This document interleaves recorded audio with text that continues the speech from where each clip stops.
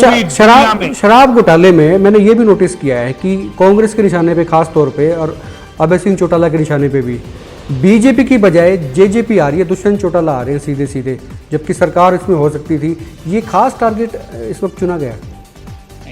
ये गलतफहमी आप लोगों को, क्योंकि विभाग दुष्यंत का है, विभाग डिप्टी चीफ मिनिस्टर का है। अगर ये डिप्टी चीफ, मैं जैसे पानी का इशू चल रहा है आजकल, या फिर आपने अर्जुन से सीख लिया कि अर्जुन ने भी सोचा था भी एक वक्त में निशाना एक लगना चाहिए, आंख जो है उसके पे निशाना लगाओ, और इस वक्त जो सबसे बड़ी दिक्कत जो है वो डिप्टी सीएम दुष्यंत चौटाला है, तो उसी को ले लो। नहीं, डिप्टी चीफ मिनिस्टर तो हमारे लिए कोई दिक्कत ही नहीं है। सबसे पहले तो भूपेंद्र सिंह दहिया और सतविंदर राणा और दुष्यंत सिंह, तीनों को आमने सामने बिठा करके एससीटी बैठे और एक जुडिशियल अफसर बैठे, एडिशनल सेशन जज रैंक का आदमी, तब तो कोई बात होगी, वरना अगर इसमें लिपापोती होगी। लेकिन ये बता देना चाहता हूँ सर्वेश जी, धान घोटाले में लिपापोती कर दी सरकार ने, गेहूं घोटाले में लूट लिया किसान को, व्यापारी को, आड़ती को। अब की बार अगर इन्होंने ऐसा कर दिया, हम महामहिम राज्यपाल को पहले ज्ञापन देंगे। अगर महामहिम ने भी हमारी बात को नहीं सुना, फिर हम जनता के दरबार में आएंगे और सड़कों पर आकर के लड़ाई लड़ेंगे, निर्णय जनता करेगी। मुझे सवाल ये भी उठता है, आपके कई कांग्रेस के नेताओं ने भी अनिल विज की तारीफ की है, तो आपको लगता है कि सरकार में दो पार्ट हैं, एक तरफ मुख्यमंत्री हैं, दूसरी तरफ में अनिल विज हैं।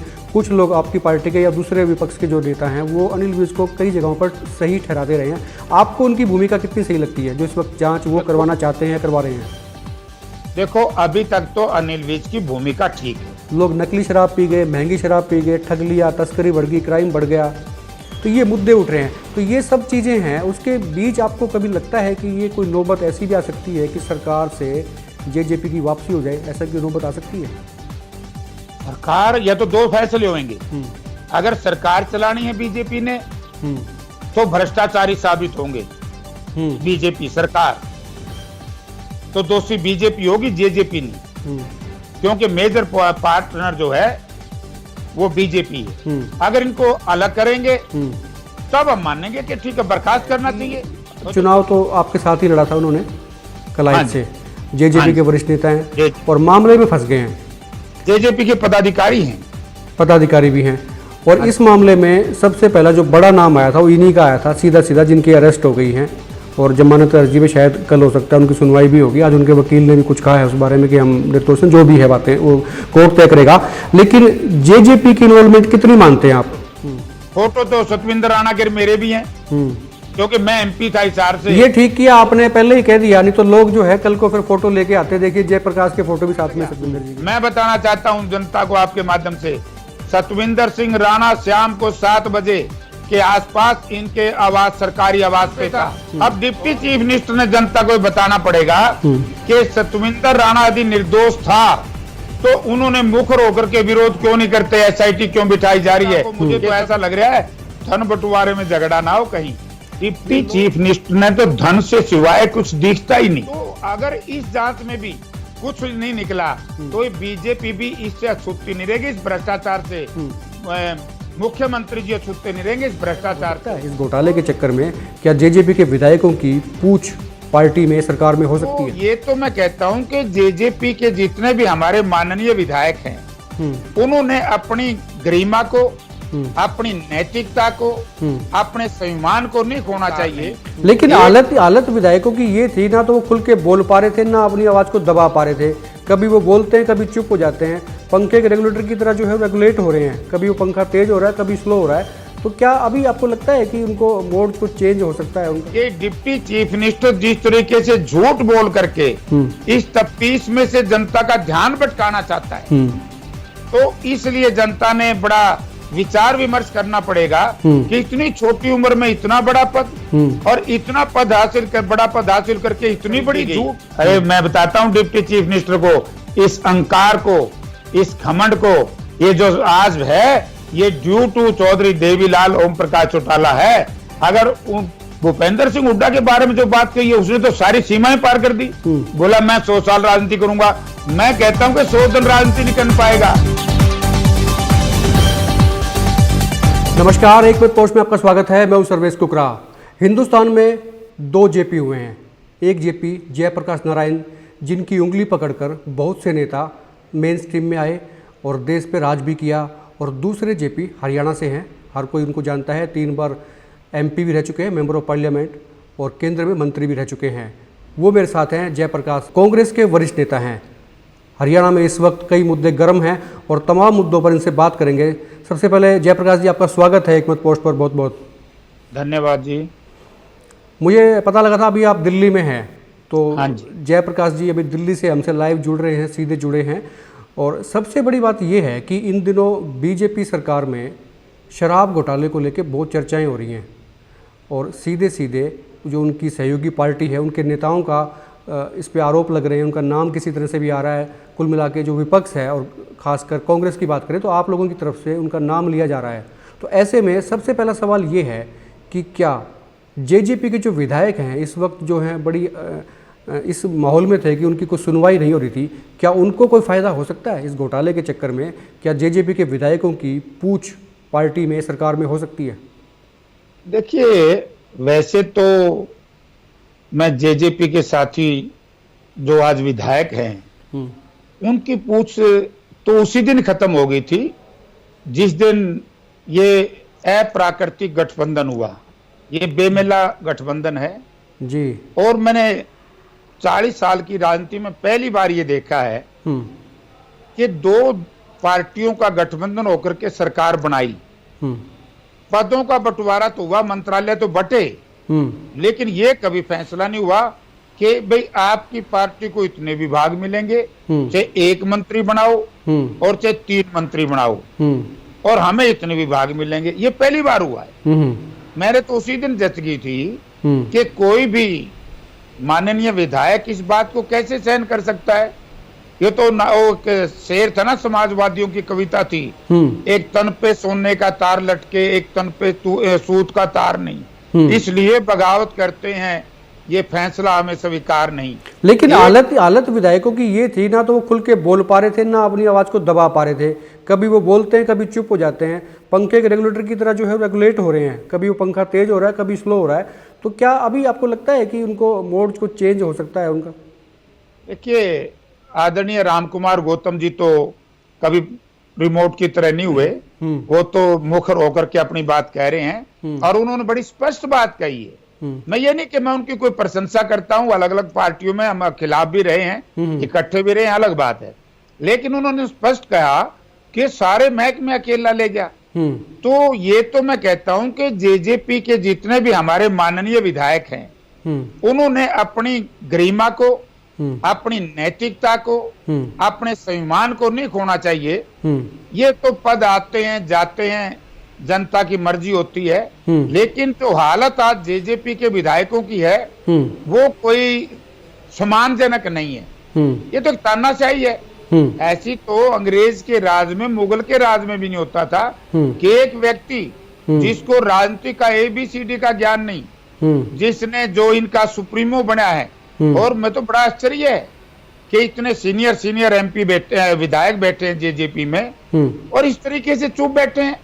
जिंदा कौमें कभी भी 5 वर्ष का इंतजार नहीं करती। मैं जेजेपी के माननीय विधायकों से कहना चाहता हूं, जिंदा वही होता है जो अपनी आवाज बुलंद करता है। बिल्कुल जयप्रकाश जी, सीधे सीधे घोटाले की तरफ आ जाते हैं, जिसकी जांच चल रही है। सरकार ने कमेटी बैठा दी और ये भी कहा गया अभी कमेटी क्या करेगी नहीं करेगी, उसके काम को लेकर भी टिप्पणी हो रही है कि किसकी लीडिंग में हो रही है। खेमका का एक बार नाम आया था कि वो करें, लेकिन सरकार ने उन्हें नहीं तय किया, किसी और को कर दिया, ऑफिसर रहे हैं। लेकिन अब ये है कि चुनाव तो आपके साथ ही लड़ा था उन्होंने कलाइट से, जेजेपी के वरिष्ठ नेता हैं और मामले में फंस गए हैं। जेजेपी के पदाधिकारी भी हैं और इस मामले में सबसे पहला जो बड़ा नाम आया था वो इन्हीं का आया था, सीधा सीधा, जिनकी अरेस्ट हो गई हैं और जमानत अर्जी में शायद कल हो सकता है उनकी सुनवाई भी होगी। आज उनके वकील ने भी कुछ कहा है उस बारे में कि हम निर्दोष हैं, जो भी है बातें वो कोर्ट तय करेगा। लेकिन जेजेपी की इन्वॉल्वमेंट कितनी मानते हैं आप? देखिए, जेजेपी की इन्वॉल्वमेंट इसमें 100% है, 99 नहीं है। तिल भर के लिए भी शंका जनता ने नहीं रखनी चाहिए, क्योंकि जिस तरीके से डिप्टी चीफ मिनिस्टर ने परसों यानी कल से पहले दिन प्रेस कॉन्फ्रेंस करके ये कहा कि सतविंदर सिंह राणा को गिरफ्तार नहीं किया गया, वो तो पूछताछ के लिए बुलाया गया है और वो बाहर आ जाएगा, और मैंने तो पता सुबह लगा जब मैंने डीजीपी से बात करी। देखिए, डिप्टी चीफ मिनिस्टर एक संवैधानिक ओहदा, वैसे तो डिप्टी चीफ मिनिस्टर संवैधानिक ओहदा नहीं है, मिनिस्टर संवैधानिक है। डिप्टी चीफ सीएम का कोई नाम संविधान में नहीं है, बिल्कुल। लेकिन वो मंत्री है कारागार विभाग का, एक्साइज एंड टैक्सेशन डिपार्टमेंट का मिनिस्टर है, और इनकी पार्टी का इंचार्ज है जेजेपी का, और ये जेजेपी का पदाधिकारी है सतविंदर राणा। और वो ये कहे, कितना झूठ बोला जनता के सामने डिप्टी चीफ मिनिस्टर ने कि उनकी गिरफ्तारी नहीं हुई। मैं बताना चाहता हूं लोग जनता को कि डिप्टी चीफ मिनिस्टर जिस तरीके से झूठ बोल करके इस तफ्तीश में से जनता का ध्यान भटकाना चाहता है, तो इसलिए जनता ने बड़ा विचार विमर्श करना पड़ेगा कि इतनी छोटी उम्र में इतना बड़ा पद और इतना पद हासिल कर, बड़ा पद हासिल करके इतनी बड़ी झूठ। जिस दिन से ये कांड हुआ है, शराब कांड, वैसे तो जिस दिन से डिप्टी चीफ मिनिस्टर बनाए, पहला मामला आ गया था धान घोटाला, हमने आवाज उठाई, विपक्ष के नेता ने असेंबली में आवाज उठाई, मुख्यमंत्री जी ने लिपापोती कर दी। उसमें भी एक एफआईआर दर्ज होने जा रही है कल परसों, जो इन्होंने क्लीन चिट दी थी ना कुरुक्षेत्र में, 5 करोड़ रुपए का धान पकड़ा गया, मिल में धान ही नहीं है, चावल ही नहीं है, और फूड सप्लाई डिपार्टमेंट ने उसमें पीवी में फिजिकल वेरिफिकेशन में लिख दिया कि चावल है, वो झूठा पकड़ा गया, पार्टनरों का झगड़ा हो गया, दरखास्त आ गई। अब दूसरा जो झूठ बोली कि सतविंदर राणा, मैं बता देना चाहता हूं आपको, सतविंदर राणा की पूछताछ की गिरफ्तारी नहीं है ये। सतविंदर राणा के जो पार्टनर थे, उसने अपना फर्द इंसाफ में थाने के सामने नाम रखा। पूछताछ की तो वो हो ही नहीं सकती, जब उनको जुडिशियल भेज दिया गया है, जमानत पे बात होगी कोर्ट में, तो पूछताछ का तो मैटर रहा ही नहीं। अब तो ये केस चलेगा, प्रोसीडिंग चलेगी। जी, मैं पहले झूठ बोलता हूँ, मैं झूठ साबित करता हूँ। पहले झूठ बोली कि वो फर्द इंसाफ में पकड़ा गया, दूसरी झूठ बोली कि मैंने तो डीजीपी साहब से सुबह बात करी।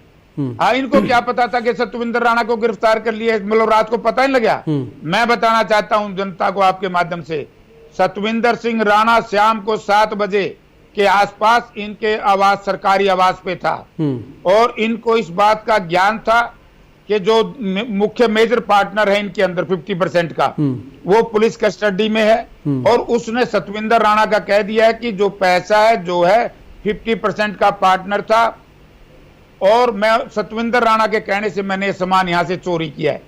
तो सतविंदर राणा इनके मकान पे था। अब डिप्टी चीफ मिनिस्टर ने जनता को बताना पड़ेगा कि सतविंदर राणा यदि निर्दोष था तो उन्होंने मुखर होकर के विरोध क्यों नहीं करते, एसआईटी क्यों बिठाई जा रही है कि सतविंदर राणा निर्दोष है, ये भी नहीं खुल के कहते। अब सतविंदर राणा अब तो जुडिशियल में चला गया, जेल में चला गया। मैं कहता हूं कि दाल में काला नहीं, सारी दाल काली है। ये पहला ऐसा नेता मैंने देखा है अपने घर से, अपने पार्टी के नेता को, मुझे तो ऐसा लग रहा है धन बंटवारे में झगड़ा ना हो कहीं। दूसरी बात यह है कि जब से लॉकडाउन लगा है, ये लॉकडाउन जो है, जो डिप्टी सीएम के पास में महकमा है एक्साइज का, उनके लिए बड़ा ख़राब साबित हो रहा है। पहले शराब खोल दी गई तो आपके लोगों ने कहा, कांग्रेस ने कहा कि शराब खोल दी, लॉकडाउन में मरवाएंगे आदमियों को। शराब बंद कर दी तो उसकी ब्लैक मार्केटिंग शुरू हो गई, माफिया पैदा हो गया। लोगों ने कहा भी था कि बंद करोगे तो माफिया हो सकता है, क्राइम बढ़ेगा, वही हुआ, तस्करी हो गई, और उसका जो फ्रूट आया, जो फल निकल के आया, वो ये घोटाला सामने निकल के आ गया। तो कुल मिला के जो लॉकडाउन था, ये डिप्टी सीएम साहब के लिए मुसीबतें ला सकता है, ला ही रहा है। डिप्टी चीफ मिनिस्टर ने तो धन से सिवाय कुछ दिखता ही नहीं। डिप्टी चीफ मिनिस्टर ने तो ऐसी हदें पार कर दी हैं। मैं तो कहता हूं कि कोरोना में हमने सरकार का साथ दिया था कि महामारी थी, लेकिन मैं तो लोगों को कहता हूं कोरोना के वायरस से तो मुकाबला किया जा सकता है, जो ये भ्रष्टाचार का वायरस है, ये जो बढ़ गया हरियाणा में, इसको मारने के लिए जन की जरूरत है। जयप्रकाश जी, बीजेपी कहती है कि हम तो करप्शन फ्री चाहते हैं, जीरो टॉलरेंस हमारी नीति का हिस्सा है, करप्शन हमें बर्दाश्त नहीं है, ट्रांसपेरेंसी पूरी रखेंगे। तो ये ट्रांसपेरेंसी, करप्शन फ्री, ये वर्ड कहाँ चले गए सब सारे? ये सत्ता का लालच और लोभ आदमी को सब कुछ गौण कर देता है। जिस दिन ये गठबंधन हुआ था उसी दिन बेमेला गठबंधन था, और आज तो करप्शन की तो हद पार हो चुकी है। आपने धान घोटाला का कितनी बड़ी आवाज उठी, विपक्ष के नेता ने असेंबली में आवाज उठाई, दूसरे विपक्ष के साथियों ने आवाज उठाई, सड़कों पे हमने आवाज उठाई, हमने ज्ञापन दिया कैथल में कि हजारों करोड़ रुपए का घोटाला हुआ है दान में, उसमें लिपापोती कर दी। तो अगर इस जांच में भी कुछ नहीं निकला तो ये बीजेपी भी इससे अछूती नहीं रहेगी, इस भ्रष्टाचार से। मुख्यमंत्री जी अछूते नहीं रहेंगे इस भ्रष्टाचार से। और लॉकडाउन में तो बड़ा ठगी हुई है। ये तो पहले दिन मैंने इसकी नीयत देख ली थी। जिस दिन मैंने अखबारों में पढ़ा कि दुष्यंत सिंह जो एक्साइज एंड टैक्सेशन मिनिस्टर है, वो ठेके खुलवाना चाहता है। उनकी पार्टी के जो अध्यक्ष है सरदार निशान सिंह, उन्होंने क्या कि ठेके खुले रखो। जो भूपेंद्र सिंह हुड्डा जो विपक्ष के नेता, उन्होंने क्या कि नहीं, इस वक्त ठेके बंद होने चाहिए। मैंने खुद तकरीर सुनी है अखबार के माध्यम से कि दुष्यंत सिंह ने क्या अपराध बढ़ जाएगा। डिप्टी चीफ मिनिस्टर को क्या पता था अपराध बढ़ जाएगा? इसका मतलब इनकी प्लान स्कीम थी कि हमने लॉकडाउन का बहाना लेकर के हजारों करोड़ रुपए का गोलमाल करना है। तो ये योजनाबद्ध तरीके से षड्यंत्र है। और मैंने तो हद पार कर दी कि एक्साइज एंड टैक्सेशन डिपार्टमेंट क्या कर रहा था। अब जिन लोगों के ऊपर मुकदमे दर्ज है अदालत में, जिनकी अवैध शराब पकड़ी थी, वो शराब तो बिक की, मालखाने में तो शराब है नहीं, इनके गोडाउन में शराब नहीं है। सरकार क्या जवाब देगी अदालत में जाकर के? मुजरिमों को कैसे फेस करना पड़ेगा सरकार? अच्छा, कौन सी शराब? जी, इसी बीच सवाल ये भी उठता है, आपके कई कांग्रेस के नेताओं ने भी अनिल विज की तारीफ की है। तो आपको लगता है कि सरकार में दो पार्ट हैं, एक तरफ मुख्यमंत्री हैं और दूसरी तरफ में अनिल विज हैं। कुछ लोग आपकी पार्टी के या दूसरे विपक्ष के जो नेता हैं वो अनिल विज को कई जगहों पर सही ठहराते रहे हैं। आपको उनकी भूमिका कितनी सही लगती है जो इस वक्त जांच वो करवाना चाहते हैं, करवा रहे हैं? देखो, अभी तक तो अनिल विज की भूमिका ठीक है, क्योंकि सरकार का एक अंग है जेजेपी, और उसके उपाध्यक्ष को गिरफ्तार करवाना ये एक अच्छी गृह मंत्रालय की कामयाबी है। इससे तो हमें ये लगता है कि इनकी जांच ठीक है। लेकिन इस जांच में थोड़ी सी मुझे गड़बड़ लग रही है। वो क्या है? एक तो जो एफआईआर दर्ज हुई है पानीपत के थाने में, समारखा के थाने में, सॉरी, तो उसमें एक्साइज एक्ट नहीं लगाया गया। जो नया एक्साइज एक्ट है उसमें सजा का प्रोविजन है। आप ये देखिए, चोरी तो शराब हुई है, तो एक्साइज की तो चोरी हुई है। जब एक्साइज का नुकसान हुआ है, टैक्स का नुकसान हुआ है स्टेट को, रेवेन्यू का नुकसान हुआ है, तो एक तो वो धारा नहीं लगी, क्योंकि वकीलों से हम सलाह मशवरा करेंगे क्यों नहीं लग पाई। क्या कांग्रेस को कोर्ट में जाना चाहिए इस वक्त? नहीं, अभी कांग्रेस कोर्ट में क्यों जाएगी? अभी तो पुलिस जा रही है, एससीटी बैठ गई है। जब आपको लगता है कि सेक्शन इम्पोज ठीक से नहीं हुए हैं, उसमें कोई कोताही बरती गई है, तो आप एक डाल सकते हैं उसमें पीआई। वो अभी चलने दो। अभी वकीलों से सलाह मशवरा हम कर रहे हैं। अब तो एससीटी बना दी। एससीटी जांच में क्या निकालती है, क्योंकि ये केवल सतविंदर राणा का अकेले का काम नहीं है, या भूपेंद्र सिंह दहिया का अकेले का काम नहीं है। भूपेंद्र सिंह दहिया से मुझे याद आ गया, वो तो आपके कांग्रेस नेताओं के साथ में अक्सर दिखाई देते थे। दीपेंद्र सिंह हुड्डा का मंच भी उन्होंने साझा किया था। तो ये जो हाथ बार बार लिया जा रहा है, नाम लिया जा रहा है कांग्रेस का, उस पर भी दो शब्द बोल दीजिए। देखो, मैं बताना चाहता हूं, भूपेंद्र सिंह कब दीपेंद्र के मंच पे आया? अब मान लो मैं राजनीति करता हूं, मैं हिसार का एमपी रहा कितनी बार, एमएलए रहा बरवाड़ा से, कलैत से। कोई भी आदमी मेरे मंच पे आ सकता है, मेरे से फोटो खिंचवा सकता है। इसलिए उसको आपने क्लीन चिट दे दी है, क्योंकि वो क्लीन चिट नहीं दी, वो पार्टी में नहीं है। उसने तो ये कहा है कि बड़े नेताओं को मुझे तो सतविंदर सिंह मिलवाता था। ये दैनिक जागरण में लिखा है कल। दीपेंद्र सिंह ने तो नहीं मनाया, इसको तो वो मिलवाता था बड़े नेताओं से। तो हमारे टाइम में अगर इस प्रकार की कोई बात हुई होती तो मैं विरोध करता, लेकिन अब किस बात का विरोध करूं? फोटो तो सतविंदर राणा के मेरे भी हैं, क्योंकि मैं एमपी था हिसार से। ये ठीक किया आपने, पहले ही कह दिया, नहीं तो लोग जो है कल को फिर फोटो लेके आते। देखिए जयप्रकाश के फोटो भी साथ में सतविंदर जी के। ये वहां से एमएलए था ना, मेरी पार्लियामेंट क्षेत्र के हिस्सा है राजौंद, तो फोटो तो होंगे। और मैं अभी कहता हूं कि सतविंदर सिंह राणा इस तरह का घिनौना कार्य बिना सरकार के संरक्षण के कर नहीं सकता। सतविंदर सिंह राणा का तो मुखौटा बना दिया गया है, सुई तो कहीं और जा रही है, जहां जानी चाहिए। तो आपको लगता है कि अनिल विज जो जांच कराना चाह रहे हैं, जब सरकार जो जांच कराना चाह रही है, वो जांच अपने अंजाम तक पहुंचेगी? जो वाकई जो असली लोग हैं जिनको आप कह रहे हैं, जिन पे इशारा आप कर रहे हैं, वो इसकी जांच में आएंगे? नहीं, अगर वो अभी पता लग जाएगा। या तो वो दो चीज करनी पड़ेगी सरकार ने, मुख्यमंत्री जी ने, या तो डिप्टी चीफ मिनिस्टर का इस्तीफा लो, क्योंकि उनकी पार्टी का पदाधिकारी इस केस में मुलजिम है। अगर वो इस्तीफा नहीं देते उनको बर्खास्त करो, अगर ना वो उनसे इस्तीफा मांगते ना उनको बर्खास्त कर सकते सरकार बचाने के लिए, तो उनका विभाग बदलो। कम से कम एक्साइज एंड टैक्सेशन डिपार्टमेंट इससे बदल करके चाहे अनिल विज को दो, चाहे दूसरे साथी को दो, किसी को भी दो, तो कुछ तो करो। अगर ये एज इट इज जांच रही और जांच के नतीजे आएंगे हम बताएंगे, क्योंकि हमें शंका इस बात की अभी भी शंका है कि जांच एससीटी जो है सरकारी अधिकारियों की है। मैं इसमें एक और चीज जोड़ना चाहता हूं। सबसे पहले तो भूपेंद्र सिंह दहिया और सतविंदर राणा और दुष्यंत सिंह तीनों को आमने सामने बिठा करके एससीटी बैठे और एक जुडिशियल अफसर बैठे, एडिशनल सेशन जज रैंक का आदमी, तब तो कोई बात होगी, वरना अगर इसमें लिपापोती होगी। लेकिन ये बता देना चाहता हूं सर्वेश जी, धान घोटाले में लिपापोती कर दी सरकार ने, गेहूं घोटाला में लूट लिया किसान को, व्यापारी को, आड़ती को। अब की बार अगर इन्होंने ऐसा कर दिया, हम महामहिम राज्यपाल को पहले ज्ञापन देंगे। अगर महामहिम ने भी हमारी बात को नहीं सुना, फिर हम जनता के दरबार में आएंगे और सड़कों पर आकर के लड़ाई लड़ेंगे, निर्णय जनता करेगी। मुझे याद है 2004 में जब हुड्डा सरकार आई थी, कांग्रेस वापसी आई थी हरियाणा में, तब किसानों के बूते पे आई थी, किसानों के लिए आंदोलन किया गया था और ये समझ लिया गया था पार्टी की तरफ से आपकी कि किसानों के साथ जुड़े रहेंगे तो वोट भी मिलेगा और सरकार में हिस्सेदारी भी हो सकती है। अब कई मामले किसानों से जुड़े हुए हैं, धान घोटाला जैसे आप कह रहे थे, उसमें भी ठीक है कि जो मिल मालिक हैं वो भी इसमें शामिल थे, लेकिन किसानों के हित भी इसमें जुड़े हुए थे। और दूसरा ये आम जनता से जुड़ा हुआ मामला है, लोग नकली शराब पी गए, महंगी शराब पी गए, ठग लिया, तस्करी बढ़ गई, क्राइम बढ़ गया, तो ये मुद्दे उठ रहे हैं। तो ये सब चीज़ें हैं, उसके बीच आपको कभी लगता है कि ये कोई नौबत ऐसी भी आ सकती है कि सरकार से जेजेपी की वापसी हो जाए, ऐसा कोई नौबत आ सकती है?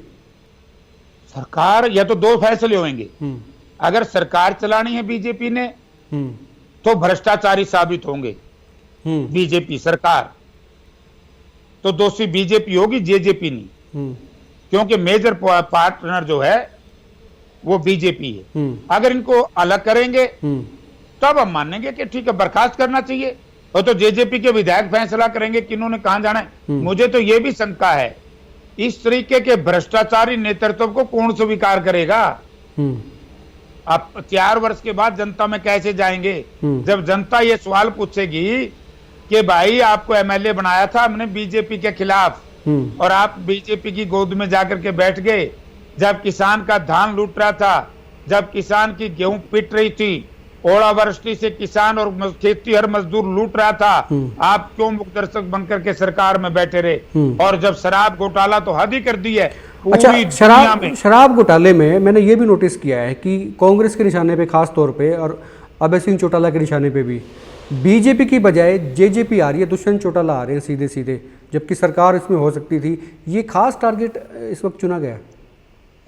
ये गलतफहमी आप लोगों को, क्योंकि विभाग दुष्यंत का है, विभाग डिप्टी चीफ मिनिस्टर का है। अगर ये डिप्टी चीफ, मैं जैसे पानी का इशू चल रहा है आजकल, या फिर आपने अर्जुन से सीख लिया कि अर्जुन ने भी सोचा था भी एक वक्त में निशाना एक लगना चाहिए, आंख जो है उसके पे निशाना लगाओ, और इस वक्त जो सबसे बड़ी दिक्कत जो है वो डिप्टी सीएम दुष्यंत चौटाला है, तो उसी को ले लो। नहीं, डिप्टी चीफ मिनिस्टर तो हमारे लिए कोई दिक्कत ही नहीं है, वो तो दिक्कत लोगों के लिए, समाज के लिए है। ये तो दिक्कत उनके लिए बन गया जो कहते थे आया आया सीएम आया। अब उन हमारे नौजवान भाई बोले बाले थे, उनकी जवानी को इसने लूट करके और आर्थिक तौर से अपनी ताकत को मजबूत जो किया है, इसका जवाब भी वो नौजवान पूछेंगे। इसकी कोई अमान परवाह नहीं। अभी कुछ दिन पहले ही डिप्टी दुष्यंत का बयान आया था, वो भूपेंद्र सिंह हुड्डा आपकी पार्टी के नेता हैं, विपक्ष के नेता भी हैं, उनके बारे में भी कुछ इस तरह की बात उन्होंने कह दी कि 20-30 साल वाला मामला कि हम तो रहेंगे वो नहीं रहेंगे। तो ये क्या लगता है, मतलब ये क्या कितनी ठीक है? मैंने तो यही तो एक बात कही है, हमारे कहावत है बिटोड़े में से गोश्त से निकलेंगे। बुद्धि नाम की चीज नहीं है। जिसने अपने दादा की इज्जत और सम्मान करने का ज्ञान नहीं, जिसने अपनी संस्कृति को खो दिया है, केवल एक मुख्यमंत्री या सरकार या धन दौलत के चक्कर में आकर के परिवार को बर्बाद कर दिया है। कितने आप शब्द अपने दादा के खिलाफ इसने बोले हैं। तो भूपेंद्र सिंह हुड्डा के खिलाफ जो शब्द बोले हैं, ये तो एक नेता के काबिल ही नहीं है। नहीं, मैं कहता हूं मेरे ख्याल से इज्जत करते रहे, उन्होंने बहुत इज्जत की है। वो कहते हैं जी उन्होंने हमें छोड़ दिया, हमने नहीं छोड़ा। ये 10 दिन पहले जब चौधरी ओम प्रकाश चौटाला ने बयान दिया कि सरकार थोड़ी है, ये तो भ्रष्टाचारियों भ्रष्ट लोगों का टोला है, तो अगले दिन बयान दे दिया 70% गेहूं कैसे खरीदी गई। अरे मैं बताता हूं डिप्टी चीफ मिनिस्टर को, इस अहंकार को, इस घमंड को, ये जो आज है ये ड्यू टू चौधरी देवीलाल ओम प्रकाश चौटाला है। अगर भूपेंद्र सिंह हुड्डा के बारे में जो बात कही है उसने तो सारी सीमाएं पार कर दी। बोला मैं 100 साल राजनीति करूंगा। मैं कहता हूं कि 100 दिन राजनीति नहीं कर पाएगा।